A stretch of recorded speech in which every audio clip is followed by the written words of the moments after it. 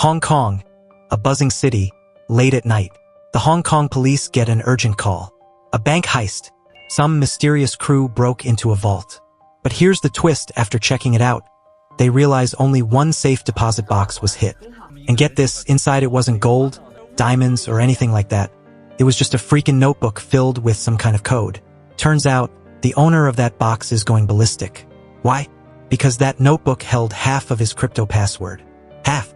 Now, with that half of the key in the wrong hands, over $500 million worth of his crypto is suddenly at risk of just poofing into thin air.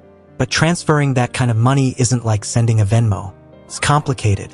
And that leads us to the next target: Digital Asset Management Company. Think of it like a Fort Knox for crypto, located on the 4th floor of some nondescript building. They hold the other half of the password, along with digital assets for other big-shot clients. So the thieves break in. They're digging through the database. They stumble upon something huge. Buried in that data is the password belonging to a legendary billionaire. This guy was the CEO of the biggest crypto exchange in Kuala Lumpur. He embezzled a cool $1.5 billion in crypto and disappeared. Later, he was found dead in Macau in a seriously suspicious way. Rumor has it he faked his death because that $1.5 billion has never been recovered. Until now, nobody suspected it, but all that missing money was just sitting there, ripe for the taking. Now Simon, their tech guy, decides he needs to stay a minute longer to copy the whole darn password. The problem? The police are going to be there in 5 minutes. Their original plan was a quick 3-minute smash and grab, so 1 extra minute is seriously risky. Staying could mean getting caught. But the rest of the crew are all hyped about the potential score and agree with Simon. Lau Lang, the leader of this young crew, knows he can't stop them, so he decides to stay and cover their backs. The cops arrive right at the front door. Lau Lang yells at the crew to get out of there. They time it perfectly, jump into the elevator to escape down the hall, and then bam, they run smack dab into the cops. Here's the kicker. The cops wouldn't have even recognized them. Simon, the tech whiz, had replaced all the security camera footage with fake images, so their faces weren't on camera. But just at that moment, an employee of the company they just robbed calls the cops, giving them a detailed description of the robbers and their clothes. So the cops immediately realize they've been had and start the chase. Trapped, the crew panics and rushes back into the elevator, grabbing one of the cops as a hostage. Now, normally, going up in an elevator is a total dead end. It's like walking into a trap because all the exits are sealed off. They'd be totally screwed. But here's where things get wild. They literally grow wings. Turns out, these guys had prepped parachutes. They bust out onto the roof and just jump off. The cops can only watch in disbelief as they float away. The whole gang opens their chutes and lands right on top of a nearby casino. The cops storm in after them. But again, thanks to some amazing teamwork and a lightning-fast change of clothes, they vanish into the crowd. After this whole mess, the crypto millionaire who lost his $500 million is absolutely furious. He's screaming at the cops, totally losing it. It's all gone. $500 million. Not a single cent left. The police chief is feeling the heat. In this high-tech world, they can't compete with this gang's tech skills. Their police systems are like eggshells compared to these hackers. In every crucial moment, the security cameras are either replaced, broken, or showing fake footage, leading them down the wrong path. So, with modern technology failing them, the bosses tell them to go back to the basics, good old-fashioned, traditional police work. Didn't cops solve crimes before all this fancy tech existed? That statement sparks an idea. They decide to bring back a true legend of the police force out of retirement. Xiao Zhu is assigned to shadow this legend. Now, the legend's chapter is closed. He just lives a totally ordinary retirement life. Xiao Zhu can't imagine how this regular old retiree could possibly be a legend. Until one day, after tailing the old man all day, the legend suddenly sits down right in front of him, calls out his disguise, and points out all the flaws in his surveillance. Looks like a legend never truly loses it. And just like that, De Jong is back. He rejoins the police team and starts reviewing all the security camera footage from the heist. He quickly narrows down the characteristics of several suspects and gives each one a nickname. The robbers are all young, except for one older guy who stands out. This old dude is clearly the brains and the moral compass of the group. He knows all the routes and camera locations like the back of his hand, and his skills at dodging cameras are off the charts. So, even the body cameras the cops were wearing couldn't get a clear shot of his face. but based on a few blurry, side-angle photos, De Jong makes the ID. Back in the late 80s, there was a wanted criminal known as the Phantom Bandit. He was a foreign intelligence officer who had retired from the military and, while in the force, was part of the Special Ops Elite Assassination Squad. This guy was a master of disguise and a deadly knife fighter. He later ended up in Hong Kong and Macau and planned over a dozen bank robberies. The police launched numerous operations to catch him, but he always managed to escape, disappearing mysteriously in '99. Now, no one expected that, old and frail, he'd be back in the game.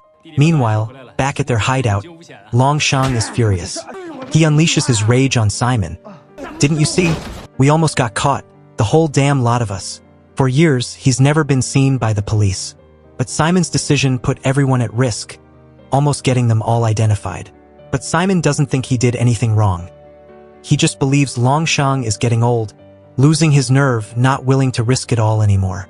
Simon talks back, and Longshang beats him to a pulp. The other crew members jump in to stop the fight. Longshang is even more enraged. He feels these young guys are challenging his authority.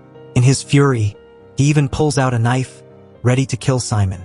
Again, the others jump in, desperately holding him back. Even Hu Feng, who's always been the most obedient, tries to restrain him. Longshang becomes convinced that these kids have grown too big for their britches, and they don't respect him anymore. Once they get older, they always have their own ideas.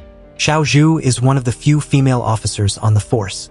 She's always wanted to be on the front lines, but her lack of experience and physical strength led the male officers to look down on her. Everyone sees her as the team's lucky charm. Her father was also a detective who died in the line of duty. So, after growing up, she easily joined the force, inheriting her father's police number. The bosses respected her father, so they treated her with special consideration. When writing promotional pieces, they intentionally bring her up to create touching stories. But no one really takes her seriously. Now, De Jong is back on the force and wants to assemble a surveillance team. Their mission: to blend into neighborhoods, posing as ordinary folks, secretly investigating and tracking down this heist crew. Xiao Zhu wants in on this team, eager to get on the front lines and prove herself. But the others just laugh at her, telling her to stick to surveillance while they handle the actual catching of the criminals. Xiao Zhu is furious and immediately starts a fight with the colleague who just taunted her. De Jong sees her frustration. He offers her some words of comfort. Xiao Zhu spills her guts. In this place, no one believes that the first one to charge in can be a woman. Meanwhile, Longshang senses that the young guys under his command are starting to have different ideas. He intentionally tests Hu Feng. "Have you ever thought about overthrowing me and taking my share and dividing it among them?" Hu Feng has no intention of betraying Longshang. He's always been loyal and honest, and he's worked with Longshang for so long that their relationship is closer than the others. He's long considered Longshang like a father to him. These kids were all orphans in the orphanage. Back in the day, they all survived because of the money Longshang stole and used to take care of them. He's realizing that raising children is hard when they get older.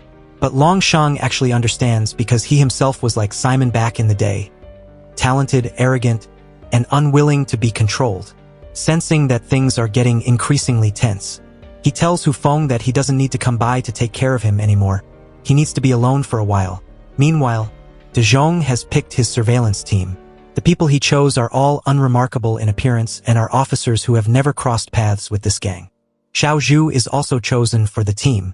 However, while everyone else is assigned to take action, she's stuck driving around every day with De Jong. Her job is just to buy him water and food. This makes Xiao Zhu incredibly frustrated. She feels De Jong is sidelining her, underestimating her abilities. That day, while driving past a small alley, even though she was on a surveillance mission, she noticed a group of thugs harassing people.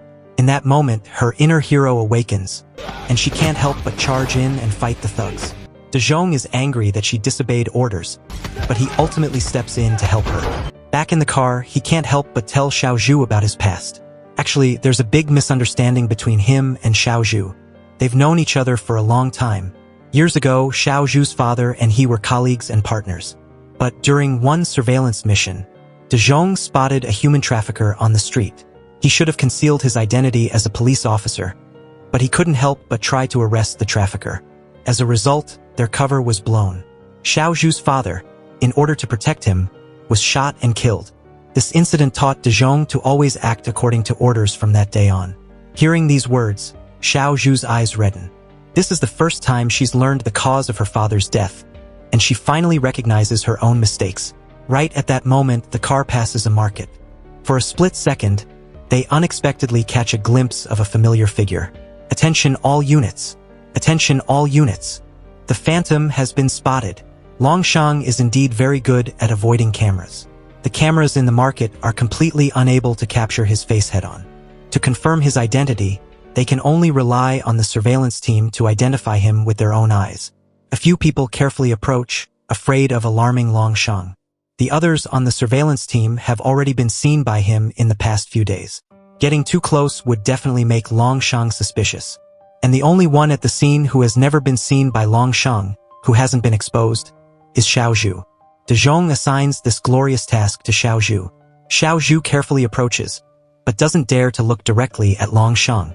She pretends to look for something she dropped on the ground, and relying on the reflection in a dirty puddle, she sees Longshang's face and confirms that he is the person they are looking for. Immediately afterwards, they follow Longshang all the way to his residence. But the building where Longshang lives has a lot of residents. They can only determine which section he lives in, but they can't pinpoint the exact apartment within that section. Among hundreds of households, identifying Longshang's specific floor and room number is crucial. At this critical moment, Xiao Zhu steps up to take on this difficult task. She follows Longshang into the elevator, but Longshang has already started to suspect the girl who's been lingering around him since earlier. Specifically, when Xiao Zhu unconsciously raises her hand to her ear to communicate with her teammates, Longshang notices the gesture. He senses something is wrong with this girl and quietly pulls out his knife. Fortunately, right at that moment, De Jong notices something amiss and follows them. He pretends to be Xiao Zhu's father, loudly scolding her for being preoccupied with dating and dressing up, and casually removes her earring. Seeing that Xiao Zhu's ear is actually wearing an earring and not an earpiece, Longshang temporarily lowers his guard and puts his knife away. However, he's still not entirely convinced. De Jong then quickly presses the top floor button, floor 25. When the elevator arrives, he drags Xiao Zhu out. At this point, Xiao Zhu is sweating with fear, not knowing what to do next. De Jong calmly shows off his lock-picking skills, casually opening the door to a random apartment and walking inside. At this point, Longshang, in the elevator, sees them enter the apartment and leaves, finally feeling relieved. That night, the police use infrared cameras to monitor Longshang and discover that he's just sitting on the sofa, popping bubble wrap and staring blankly at a bag. Seeing nothing unusual, everyone leaves, leaving only De Jong to continue staying in the apartment building and posing as Longshang's neighbor. The next day, De Jong follows Longshang to the market to try to befriend him.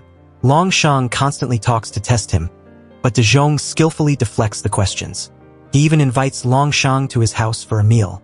During the meal, Xiao Zhu pretends to be De Jong's daughter and almost doesn't reveal any slip-ups. She even uses a high-tech trick to copy data from Longshang's phone that's lying on the table. But that very night, just as Longshang leaves, a mysterious person in black breaks into De Jong's house and attacks him with a knife. At this time, Xiao Zhu has finished her shift and is gone, leaving De Jong alone in the house. The police surveillance cameras have been replaced by Simon. Luckily, De Jong is skilled in martial arts and is able to fight the masked assailant to a standstill. At the same time, Xiao Zhu, after thinking for a while, decides to return to the police station to hand in the copied phone. Everyone discovers that in the surveillance footage, Xiao Zhu is still in the house, and they immediately realize there's something wrong with the camera. Just as the police are about to leave, Simon informs the person who is assassinating De Jong. The assailant has to jump out of the window to escape in frustration. It turns out that they had discovered De Jong and Xiao Zhu's police identities, but didn't directly tell Longshang. The police realize that Longshang hasn't fled, so he must not know that the police have set up a net right above him. From this, they deduce that there's been a split within the crime group. Perhaps they also guessed that the police wanted to use Longshang to capture the whole gang. Since Longshang is bait, the police will temporarily not touch him. The assassination attempt on De Jong was just a probing action. They wanted to create chaos to take the opportunity to rescue Longshang. But now that the plan has failed, they will definitely take new actions. In another development, Simon begins to recruit more online henchmen to seize a digital vault. 3 days later, Longshang suddenly goes out, and the criminal police team immediately follows him. Unexpectedly, De Jong and Xiao Zhu's car is ambushed on the road. Just as the car passes the main gate of the police station, it's rammed head-on.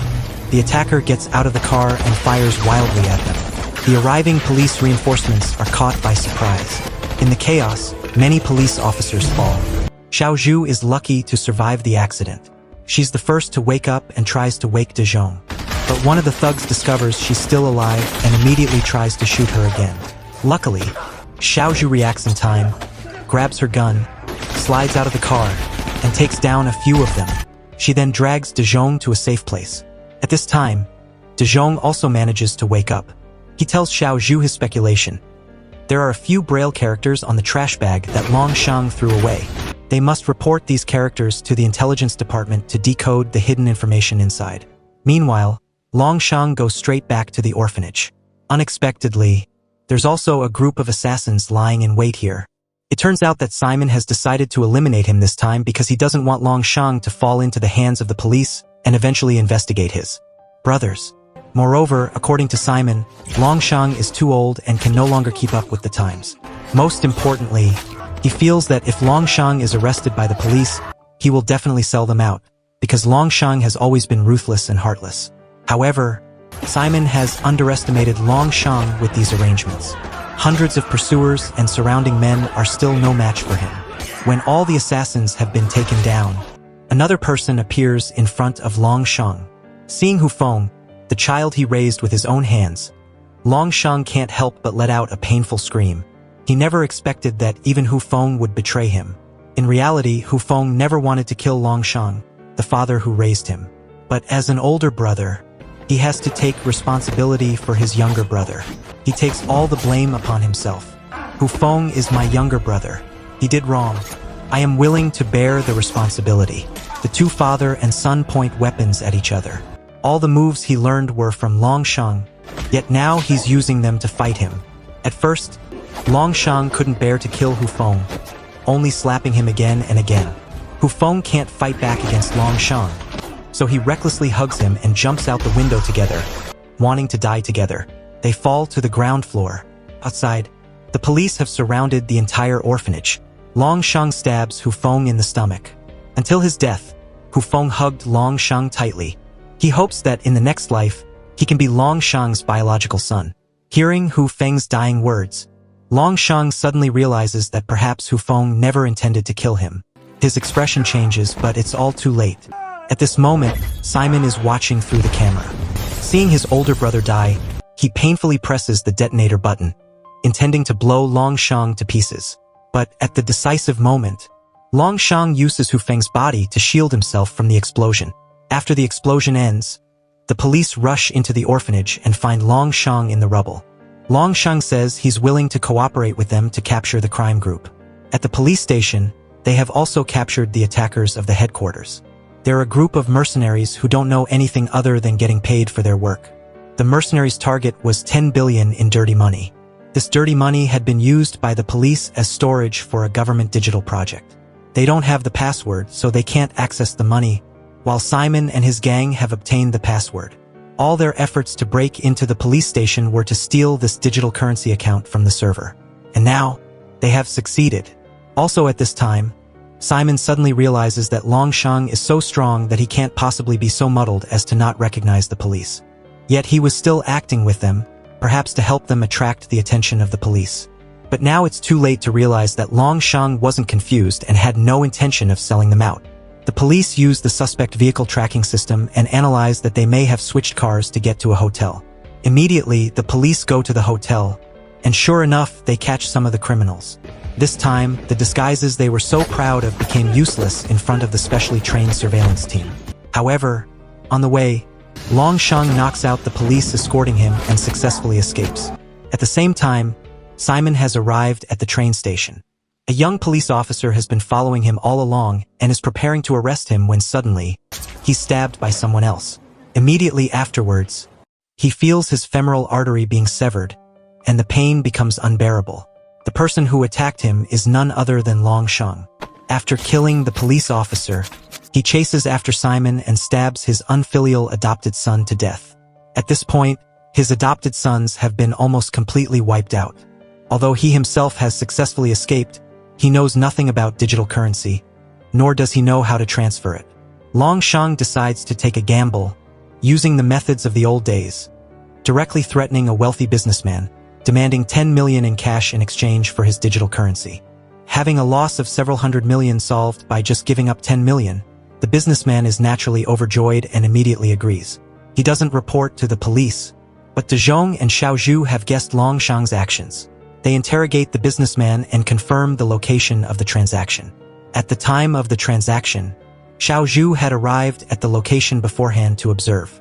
As a result, after Longsheng appears, he sits down directly opposite her. Xiao Zhu maintains a calm expression, pretends to be clueless, and successfully stalls for time until reinforcements arrive. Longsheng immediately fights with De Jong, but in the end, De Jong is no match for him and is almost stabbed to death. Fortunately, Xiao Zhu risks her life to hold Longsheng back. Afraid that more police will arrive, Longsheng quickly flees, but he has nowhere to escape. Xiao Zhu directs the forces and blocks him off in a corner of the street. "I'm a police officer. Longsheng, you are under arrest." Afterwards, Longsheng goes to prison. But the story is not over, because Hu Feng and Simon aren't twins, but triplets. This means that there's still another brother running free. This person has directly posted a wanted order targeting Longsheng on the dark web. Longsheng going to prison may very well be because he realized that behind Simon, there's still another mastermind. He wants to go to prison to temporarily avoid the storm. Thanks for watching.